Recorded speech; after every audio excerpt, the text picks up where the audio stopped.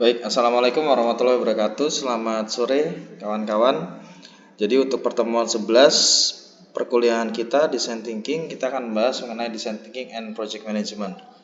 Ini akan kita bahas jadi terkait dengan Design Thinking for your passion, dan Project Management itu sendiri. Untuk Design Thinking mungkin saya akan melakukan refreshment sedikit. Jadi Design Thinking itu adalah metode desain produk atau jasa yang berfokus pada penyelesaian masalah dari sudut pandang pengguna ataupun user. Dengan menerapkan metode Design Thinking, maka kita akan mendapatkan sebuah solusi yang dibutuhkan dan lebih cepat dan tepat dengan menggunakan metode yang holistik dan menyeluruh.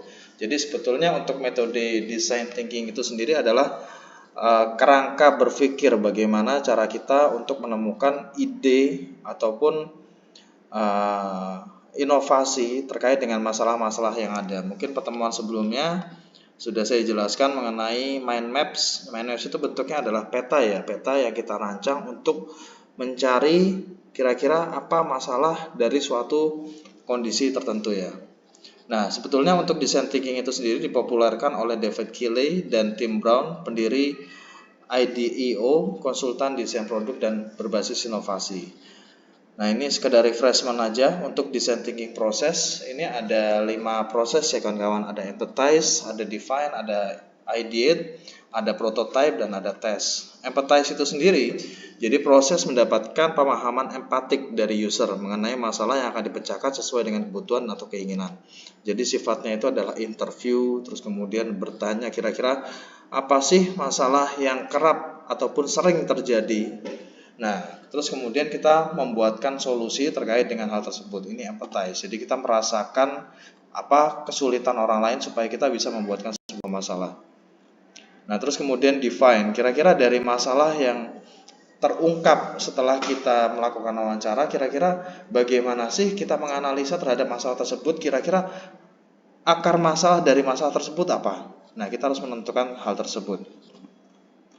Kemudian ideate, proses mengumpulkan ide-ide untuk menyelesaikan masalah yang telah ditetapkan di tahap define. Kemudian akan dilakukan penyelidikan dan pengujian ide untuk menemukan masalah yang terbaik dalam memecahkan suatu masalah. Jadi yang ideate ini salah satu bentuk untuk penyelesaian masalahnya. Itu adalah salah satunya adalah mind maps. Kawan-kawan juga bisa menggunakan fishbone, diagram fishbone. Nah, macam-macam ya. Jadi untuk ideate ini lebih ke arah kira-kira untuk menentukan sebuah masalah ini apa yang perlu dilakukan ke depannya. Terus kemudian apa saja root cause-nya ataupun problem terhadap masalah tersebut, apa masalahnya. Terus kemudian baru kita uji coba. Bagaimana cara uji cobanya? Untuk desain, untuk produk itu kita bisa membuatkan sebuah prototipe-nya. Kalau misalkan kita jasa, biasanya kita buat dalam bentuk model bisnisnya. Nah, prototipe itu ibaratnya menuangkan ide solusi produk ke dalam suatu yang dapat disentuh ataupun dapat kita lihat ataupun dapat kita diskusikan ataupun kita bisa menguji coba apakah itu maksimal ataupun optimal atau tidak. Jadi bentuk visualisasinya. Baru kita kemudian melakukan testing ataupun pengujian. Nah, proses pengujian produk ataupun alat yang dihasilkan kepada pengguna atau user untuk mendapatkan feedback sebagai bahan evaluasi. Jadi kita bisa melihat apakah solusi yang kita berikan itu sudah cukup memberikan feedback terhadap masalah tersebut, apakah solusi ataupun prototipe yang kita berikan itu apakah sudah bisa menyelesaikan masalah atau tidak. Kita bisa melakukan testing terhadap hal ini ya. Nah, kemudian ada design thinking, a non-linear process. Jadi untuk proses-prosesnya ini yang 5 proses tersebut ya. Jadi pertama kali dari empathize, terus kemudian kita mendefinisikan masalah tersebut. Kita kemudian membuat sebuah prototipenya dan testing, lalu mengimplementasikan. Dari mengimplementasikan dari kekurangan-kekurangan tersebut akan kita melakukan siklus dari awal lagi, dari empathize, define, ideate, terus kemudian prototype, testing, dan implementasi. Begitu seterusnya sampai kita mendapatkan solusi yang betul-betul optimal.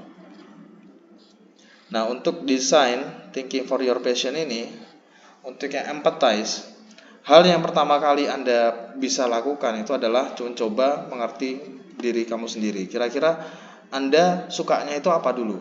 Terus kemudian Anda suka mengamati apa? Karena kalau misalkan Anda ibaratnya tidak masuk ke dalam sebuah masalah ataupun Anda tidak mengalaminya itu sendiri, otomatis Anda tidak bisa menemukan sebuah masalah. Contoh begini, misalkan Anda adalah marketing digital.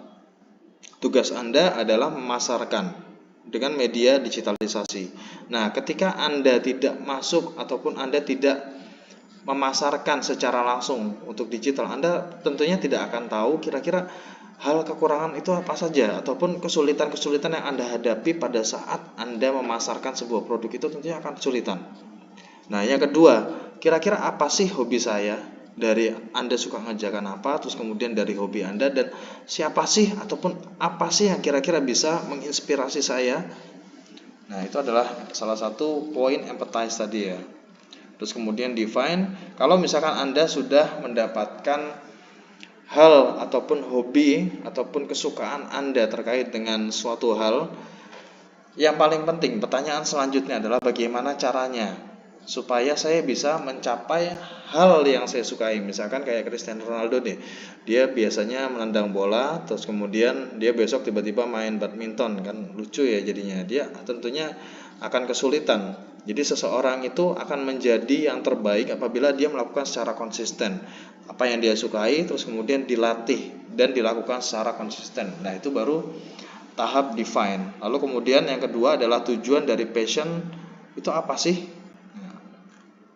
Kemudian ideate, menggagaskan ide-ide yang bisa dilakukan untuk memecahkan masalah. Alternatifnya, ini yang tadi saya bilang bisa mind map, bisa brainstorming, bisa fishbone, bisa brainwide, ada worst possible ideas, scramper, dan macam-macam. Jadi yang umum untuk digunakan itu adalah metode fishbone ya, ada 5M, machine, material, method, terus kemudian ada manpower, dan sebagainya. Itu yang biasanya kerangka-kerangka yang digunakan untuk memecahkan sebuah masalah. Kira-kira dari suatu masalah ini root cause-nya apa?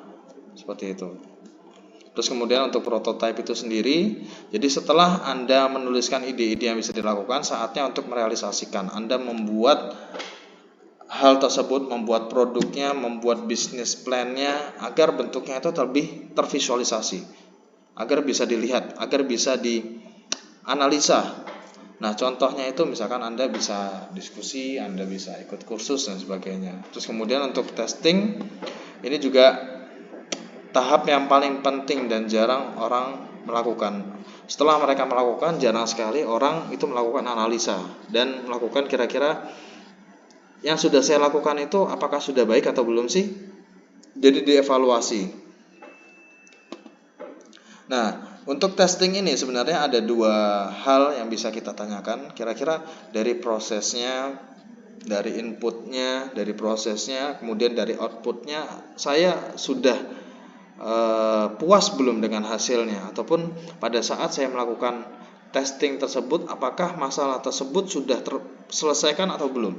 Apakah masalah yang sudah saya buat ataupun masalah yang sudah saya selesaikan, apakah sudah memecahkan masalah dengan optimal atau belum? Jadi ada pertanyaan-pertanyaan seperti itu untuk melakukan testing. Kira-kira bisa nggak kalau lebih optimal lagi?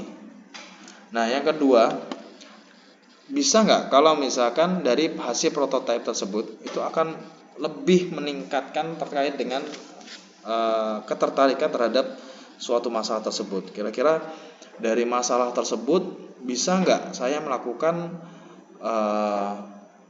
pengembangan yang lain terkait dengan prototipe ataupun masalah-masalah ataupun solusi yang bisa saya ajukan. Ini untuk refreshment aja kawan-kawan ya. Nah, kita masuk ke project management. Nah, sebetulnya ini akan Anda bahas di, kalau nggak salah di semester 5 atau semester 6 ya. Jadi ada Agile Project dan Kanban.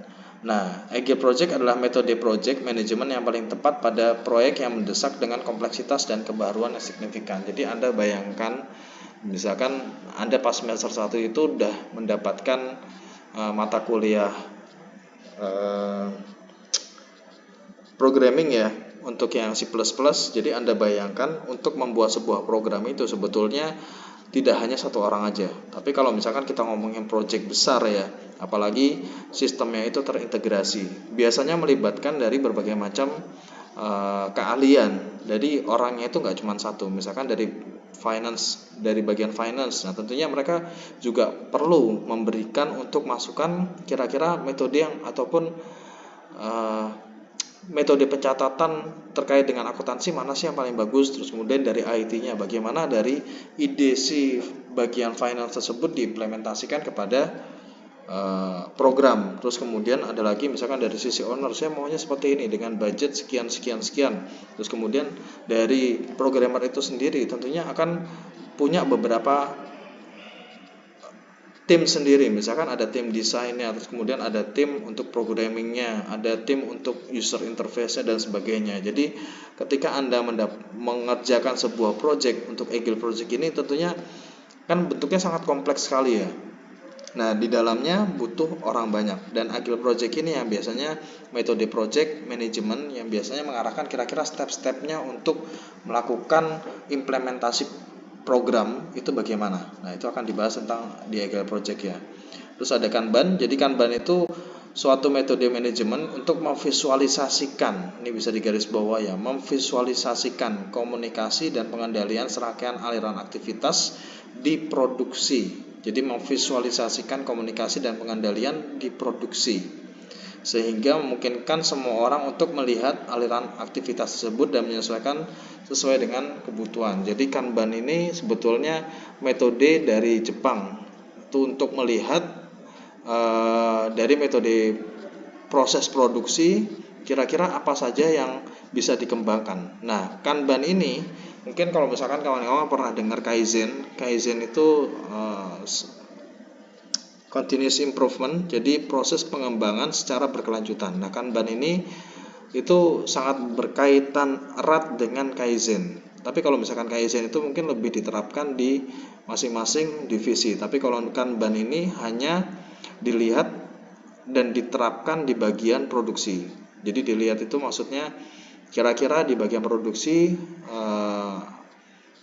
aktivitas yang tidak diperlukan itu apa saja. Terus kemudian hal untuk meningkatkan produktivitas itu bagaimana. Jadi kalau misalkan Anda terkait dengan Kaizen itu akan dilihat terkait dengan motion. Motion itu gerakan Anda. Seberapa efisienkah gerakan Anda pada saat melakukan produksi. Nah, itu akan dihitung. Jadi misalkan Anda ingin melakukan pemotongan untuk kayu. Nah, untuk mengambil kayunya terus kemudian memasukkan ke conveyor, terus kemudian untuk memotongnya. Nah, itu akan dihitung semua. Anda bayangkan kalau misalkan Anda contoh masak deh. Kalau masak itu kan ada keranjang, terus kemudian setelah itu Anda menggoreng, terus kemudian Anda mencampurkan bumbunya, memblender, terus kemudian dari segi plating dan sebagainya, dan itu semuanya kan butuh proses. Nah, bayangkan itu baru masak kawan-kawan. Anda bayangkan kalau seandainya Anda punya di pabrikasi yang prosesnya itu banyak sekali, banyak line produksi, dan mereka harus bekerja sama dengan orang segitu banyaknya. Bayangkan apabila orang tersebut tidak mengikuti standar operating procedure ataupun prosedur yang berlaku, tentunya akan bermasalah ya kawan-kawan. Nah, kemudian untuk Kanban ini sendiri, nah ini adalah papan visual ya. Jadi biasanya bentuknya itu adalah seperti ini. Jadi mirip sebenarnya seperti to-do list ya jatuhnya. Jadi misalkan apa yang Anda ingin kerjakan, terus kemudian apa yang kira-kira masalah yang harus diselesaikan, terus kemudian apa yang harus dimaksimalkan. Nah, itu akan dituliskan di to-do list ini. Terus kemudian untuk proses perbaikan ataupun proses peningkatannya itu akan dituliskan di doing-nya. Nah, apabila memang to do dan doing ini sudah dikerjakan di kolom ini ya kawan-kawan, maka ini akan dicentang ini dalam didan ini. Ini versi simpelnya ya. Nah, dalam bahasa Jepang itu merupakan papan visual. Itu gunanya untuk mempermudah komunikasi mengenai pekerjaan yang harus dilakukan, apa yang harus dikerjakan, maksimalkan, terus kemudian mengurangi kira-kira hal-hal yang tidak diperlukan. Jadi kalau misalkan Anda biasa di kalau perusahaan Jepang itu ada 7 ways ya. 7 ways itu kira-kira hal apa saja yang merupakan wasting. Wasting itu hal yang tidak diperlukan, itu harus dikurangi. Misalkan kayak pemakaian bahan, terus kemudian yang tadi seperti saya bilang motion, waktu, itu juga apabila bisa dimaksimalkan maka harus dimaksimalkan. Biasanya ada terkait dengan kalau misalkan di mesin produksi itu biasanya dihitung per satu kali produk itu masuk ke dalam mesin conveyor, terus kemudian diproduksi sampai barang tersebut setengah jadi, itu berapa lama. Terus kemudian dari proses packingnya itu juga berapa lama, akan dihitung semua. Apabila dari masing-masing proses itu ada yang tidak efektif, maka harus dilakukan perbaikan. Nah, ini salah satu metode untuk perbaikannya ya.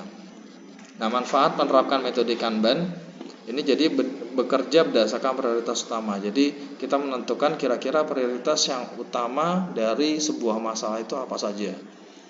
Terus kemudian tugas bisa terpantau oleh tim karena ini bentuknya dituliskan ya. Jadi kayak schedule to do list. Jadi dituliskan di papan. Terus kemudian kalau masalah tersebut sudah diselesaikan, kira-kira hambatannya apa saja, itu akan gampang untuk dipantau oleh Karu. Kalau Karu itu biasanya di pabrikasi itu kepala regu. Jadi di bawahnya supervisor, ada bagian operator, terus kemudian di atasnya itu ada bagian Karu ya, kepala regu.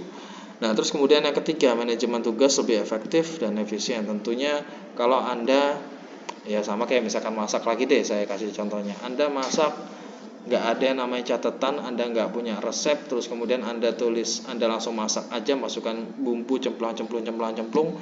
Mungkin nggak kalau seandainya ada satu bahan, misalkan bawang putihnya lupa dimasukin, ternyata bawang merahnya lupa dimasukin, mungkin aja karena Anda mengerjakan sesuatu itu tidak ditulis ataupun Anda tidak melakukan planning.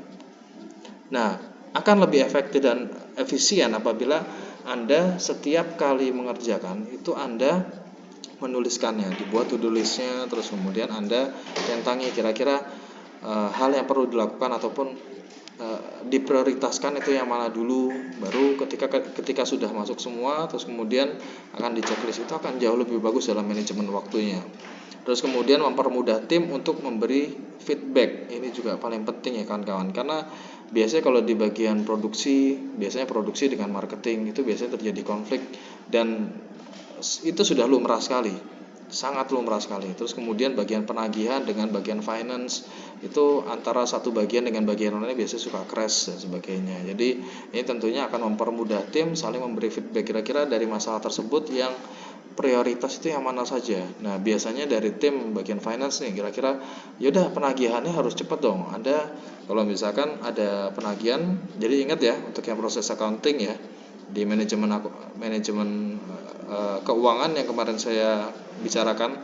Jadi untuk pembayaran sebisa mungkin pembayaran selama mungkin, maksudnya dengan tempo yang sepanjang mungkin. Tapi ketika Anda melakukan penagihan, dilakukan secepat mungkin, seperti itu ya.